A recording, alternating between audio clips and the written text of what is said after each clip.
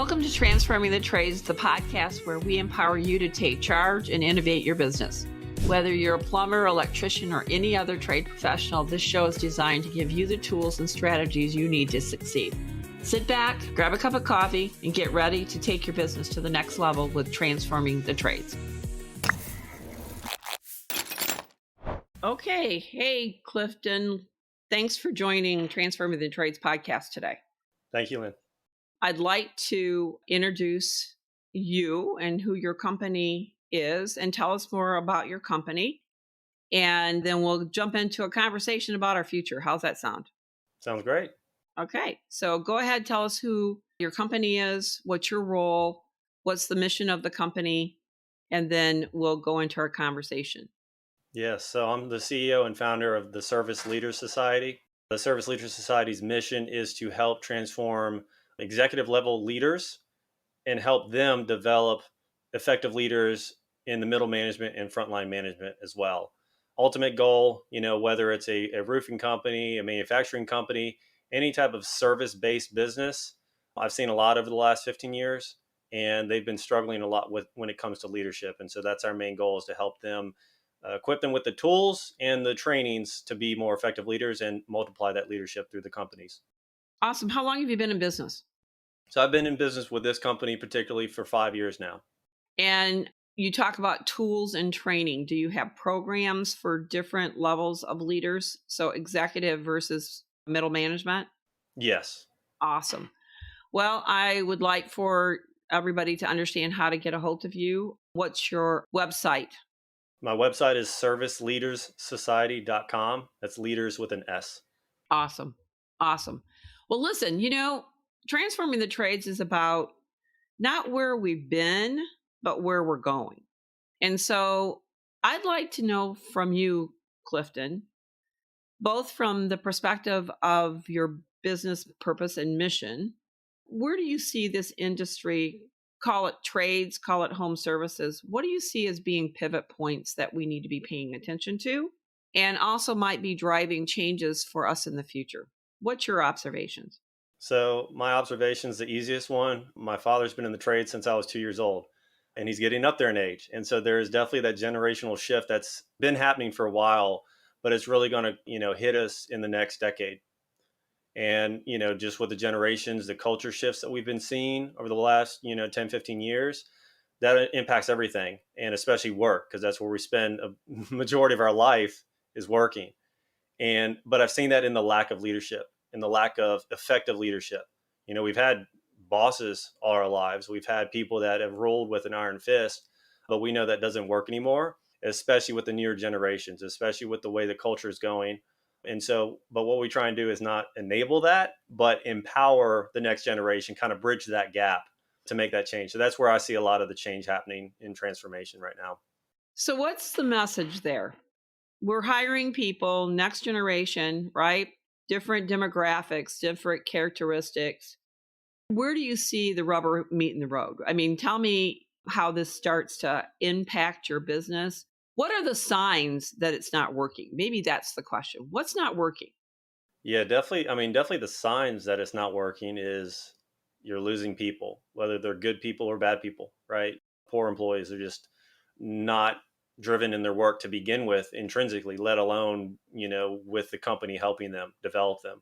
And then on top of that, you're not finding a lot of people being attracted to you to come work for you, even if you're putting, during the pandemic, the biggest thing was, sign-on bonuses and all these other bonuses and all these other, gimmicks, essentially, because everybody's doing it. It's not differentiating yourself. You're not standing out. It's not making people stay because someone can add another $100 to the bonus and that person's going to leave tomorrow.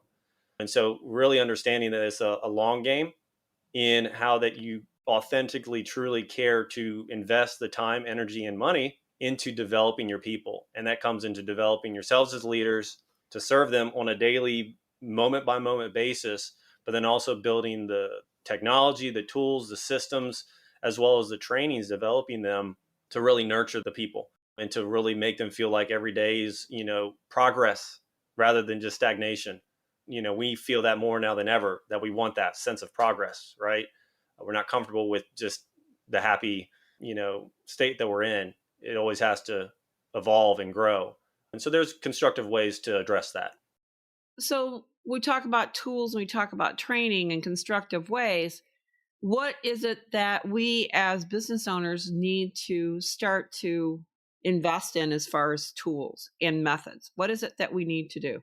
Definitely more of the, empathetic service leadership mindset where the bosses, the managers are serving their people instead of the other way around, where it's, hey, you have 30, 60, 90 days. If you don't, shape up, you're gone. When there's no expectation set on the owner, the leader to help them get there in the first place. They're kind of just like, okay, good luck. Here's your tools, here's your, your oars and good luck. That's a huge lack. I mean, I've seen that in Fortune Global 500 companies that I've helped in the past. Back when I first got going as a consultant, a coach, that was missing big time. The fact that you have to develop the leaders to develop their people. How does a leader become a leader of service to their employees? What's some key attributes? It starts in their heart, which everybody has, but it starts with the mindset change, right? That, this is not a short term fix. This is not a means to an end where it's like, well, if I take care of them, they'll take care of me. No, that's not the point, right? The point is that you truly want to take care of them. You truly want to see them succeed in their work, in their life outside of work, right? That they actually, want to talk about the great things that are happening at work rather than gossiping or complaining when they go home. That's not a short-term fix, and that's not something you can just turn on and turn off. That's something you have to really dig your feet into and invest in. And that's what stands companies apart from who's being authentic about that and who's not. So let's say I'm the current employer and I need to shift. And I come from an environment where I did what I was told, Mm. right? Yep. Now I'm the manager, I'm the owner of the company. I've got to go to a servitude mentality. How do you work with someone to do that? Well, first thing is, I got to understand their pain, and they've got to understand the pain that they're going through. Because sometimes, like you've said, we just keep going on and doing what we've been told to do. And we know there's some frustration, some pain with that.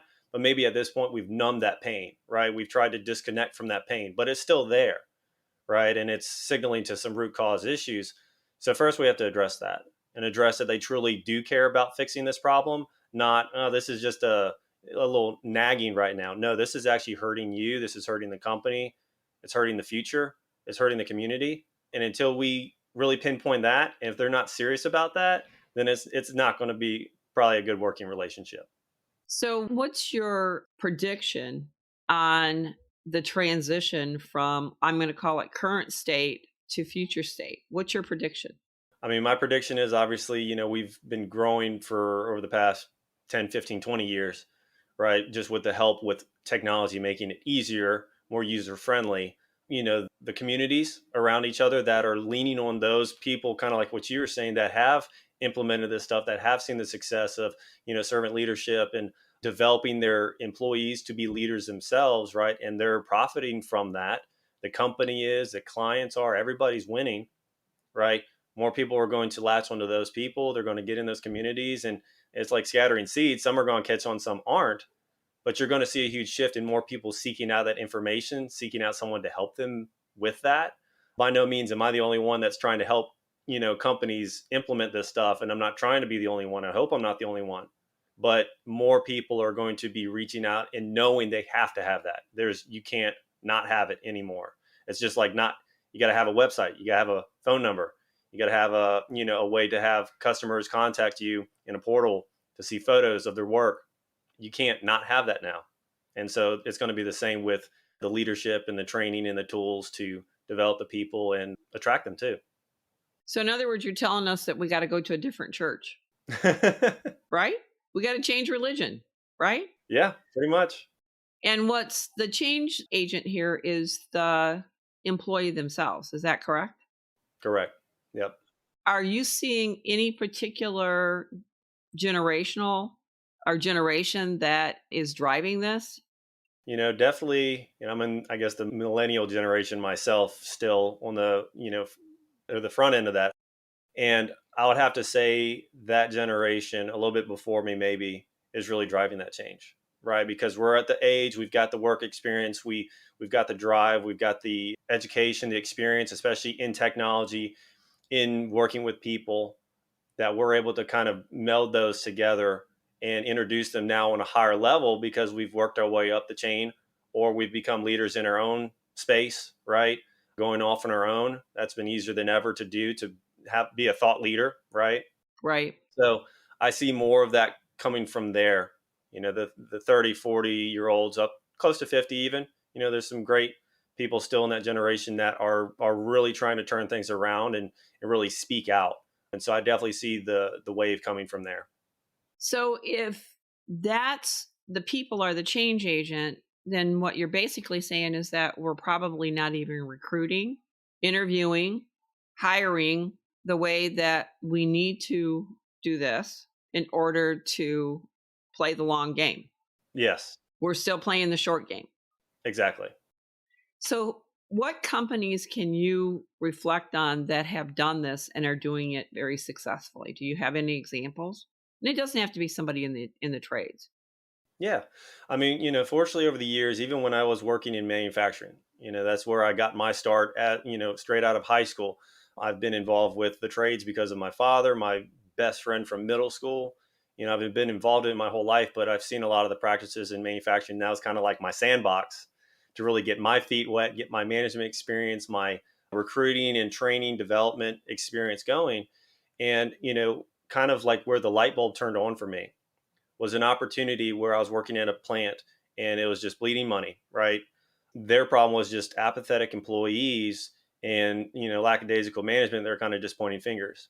I looked at it as opportunity though to develop programs that it's like, hey, these people only know one or two machines, they only know one or two dies, and we have all this time in the world for them to train because you're sending people home all the time because we keep stopping and starting work. It was just the nature of the beast of that industry and the customers. But I was like, you could be spending the time, 40 hours, a week, to be training if you're only working half of those actually doing production. And just think about how many things you could learn, how much stronger all the employees can be, and what it could do for them financially too, right? Because now they're more valuable to the company. They can do more. And so seeing that idea come to fruition, leaning on people, asking what they thought, others from different departments started to come over and say, hey, what are you doing? What is this program that you're working on? And their actual like HR training department came to me, said, hey, we want to copy this over in the other departments because we see this as a solid framework. And it got, all our shifts, we were 4 shifts, 12-hour rotating. Everybody was on board with, hey, there's opportunity. Hey, there's progress. And now you've laid out a roadmap for me rather than just throwing some dots out there that I got to kind of figure out how to get to them myself. And so it made a world of difference and kind of, turned the light bulb on for me of, implementing that further along the line, kind of like the proof of concept, if you will, for where we've gone since then. So, what I heard you say is that what your turn was training, was the investment in training to solidify confidence and knowledge and skills. Yep. What was the return that they saw, both in attrition and, I guess, better productivity? What kind of cost reduction did they have? Do you know? Yeah. So yeah, definitely. Yeah. I mean, one, there's more capable people now. So if someone's sick, if someone takes out, you're not losing production, you're not scrambling, you're not creating an opportunity for errors, for mistakes, or for just missing deadlines in general, right? It also kind of helped shed the light and raise some people out that didn't want to support the team. They're like, nah, I don't want to learn anything. I'm going to go home. I'm like, okay, go ahead. And you stop, you cut them off essentially. You give them a couple chances, you talk to them, you try and work with them, but they made the decision. The opportunity is there. You can come over this side if you want. If not, you can stay over there, and eventually they oust themselves. But it also makes that department, that company, in general, if this you talk about the same practice anywhere, people are going to talk about it. Employees are going to talk about it when they go home to their family, to their friends, right? They're going to talk about you no matter what. So you want to make it good or bad. We were making it good. We were making something that people were actually excited to come to work for. So let's kind of focus in on the trades for a second because that's our audience. Traditional service trade company, plumbing, heating, electrical. Where would they start? Is it in training? Is it, well, I guess it's recognizing the issue first, right? Oh yeah, You recognize it first. correct. And then there's a roadmap if that's what you call it. Here's where I can tell you as an employer that I think is probably the most frustrating thing is that I think all of us are trying to make investments. We don't see that the employees are willing to invest. Where's my disconnect? So some of it I know from personal experience working with clients in the past and sometimes for multiple years. So it's not like I just walked in and walked out. Like I had a lot of time with these people. It was having to, 2 years, for example, having to reverse 40 years, 4 decades of, well, this isn't going to last long. Well, they're going to drop it soon. Well, they're going to change it again soon. So why even bother? And I'm talking management, I'm talking sales, I'm talking field, I'm talking everybody, every department. And that starts at the top because that's where the change kept happening. It's like putting everybody in a car and start, swerving all over the place. You're going to give them whiplash and they're eventually just going to stop trying. So when I saw that happening, that was an opportunity to realize, okay, well, for the companies that want to actually invest in this program for the long term, they have to stick with it. It has to be simple, obviously, but it has to be effective. The leader has to want it and they have to respect it. And I'll be honest, there's clients like that it didn't work out well. But on the other side, I've had clients that have been fully like, please help us. We'll do whatever you say. We'll follow exactly what you want us to do. And they love it. They appreciate it. They're the ones that are succeeding. They're the ones that the program's being implemented faster than ever. I'm talking months rather than years. And their employees are buying into it because they see the true excitement and anticipation from their management that they're buying into it as well. And no, it's not everybody at first, and that's okay. And I actually emphasize that when I'm working with people. Who do you want to have as your champions for this program that are going to support it, they're going to cheer for it, that are going to show and lead by example going through it, that over time you'll buy into the masses, right? So you could have 50 field guys, right? 5 of them, maybe 10 if you're lucky, are going to buy into it right away.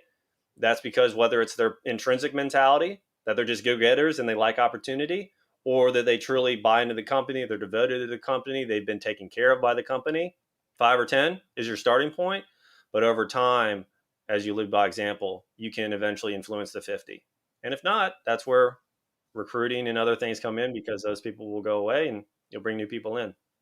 I think you said something that I have been paying a lot of attention to for maybe the last couple of years is that, and I'm going to be very specific to the service business. Yeah. We've made it too hard. The experience with the customer is not easy. It's not simple. The needs to have employees, everything from the person who answers the phone, who runs the call and develops the proposal and delivers it for a signature. It's very convoluted. Mm-hmm. There's a lot of steps, and the steps don't necessarily create value. In fact, if anything, they create disruption. Yes. And I can reflect on this as one thing that I see over and over is the fact that customers call and they want to know how much it would cost to have something done. And our standard answer is, well, we can't tell you that. We got to be there to see that and give you the answer. Being from the trades as long as I have, there's probably 10 or 20% of the jobs that's absolutely true. However, 80% of them, you could pretty much give a price over the phone and secure a sale. Right. And so we've created this wall between us and the customer. And I've heard the excuse of, they're price shopping. Yeah, they are price shopping. They've never bought this before. Correct. They don't know what it cost. They don't understand. And so the price that you deliver to the consumer should be a fair price in the market that you sell in. And they're not going to overpay. Anything that is of a higher end, you're going to have to sell your brand. Right. And so why I bring this up, I feel like one of our biggest challenges as an industry is that our business model is not simple. And so when you talk about shifting this employee servitude and expectations and attraction, I think one of the first things that we've got to do is simplify our value chain. Everything from our value chain to the customer to the value chain to the employee. Because if the value chain to the customer is simple, guess what? The value chain to the employee is simple also. Correct. And I feel like at the heart of it, it's not servitude that we suffer from. It's that we're all following the same playbook. Right. And I believe the opportunity that really exists is how do we simplify the value chain? And that includes the value chain to the employee. But it does start with the value chain that you have for the customer. Once you simplify that, now you can simplify the value chain to the employee. We answer phones in our business, as I think you are aware of. A CSR is given a job, whereas they have to handle every phone call that comes through the switchboard, whether it's booking an appointment, rescheduling, canceling, setting an estimate, doing all the qualification, answering questions about a bad experience on a job, being able to cite what warranty conditions are, being able to take bill, provide an invoice or take a payment. One funnel. There's nothing simple about that. Not anything that's simple about that. So in order to get where you are proposing we need to be, by the way, which I absolutely agree with you, it starts with simplifying the value chain. 100% agree. So I think that the pivot that we're really looking at is taking a step back and going, how do we develop a more effective and favorable experience for our customers? Once we do that, we can be that same or apply that same methodology to the roles and responsibilities that our employees are hired to do.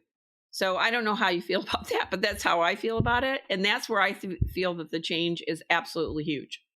Yeah, no, I love it, Lynn, and you're absolutely right. And honestly, you asked earlier, how do I get started with a client? That's essentially what we do is we come in and we do like a root cause analysis to try and understand. They'll tell me their symptoms, right? But we got to understand the root cause. But then we lay it out pretty much in a flow chart or like a value stream map to see, well, how are the steps being done right now? Easiest thing's a flow chart, right? Literally step by step. This is what we do. And then you look and you see all the going backwards and going around and handing off to this person and going back here. And I'm like, so how many times is there a drop off here? How many times is there a mistake here? And assessing that. And that's how we prioritize. Usually, we can go in and help with every department and every position, but we need to prioritize that. And what you're talking about is exactly how we tackle that, because that is where the biggest struggle is for people. They got too much fat, if you will, and we need to trim it out. Interesting. Well, I'm glad that we concluded there because I struggle a little bit with this, the apathetic versus empathetic leadership. I know a lot of leaders, and I know a lot of leaders who want to be empathetic, that have that desire to be empathetic. And I believe what is getting in their way is the value chain. And when they figure the value chain out, then I believe they start figuring out, aha, now I get it. Yeah. I get it. And so, all right, well, listen, I appreciate you coming on the podcast. I think this message is so strong and so relevant to where we are and especially for our future. And I'd love to have you come back.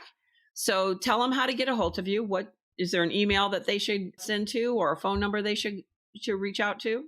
Yeah, I mean, they can find all my contact information on serviceleaderssociety.com. My email address is clifton@sls.tools, just a shorter email address. But then another great place to find me and engage with me is LinkedIn. That's the best place right now for me to connect with other thought leaders and people that are looking to develop themselves, develop their employees, their teams. Clifton S. Savage on LinkedIn. That's the best way to get a hold of me. And you can find a lot more information about our services too on the website. Awesome. Thank you for your time. Thank you for tuning in to Transforming the Trades. We hope you enjoyed today's episode and gained some valuable insights and tips for your trade business. If you found this podcast helpful, be sure to subscribe and leave us a review on your favorite podcast platform. And don't forget to check out our website where you can find additional resources and information to help you grow your business. Until next time, keep innovating and take charge of your success.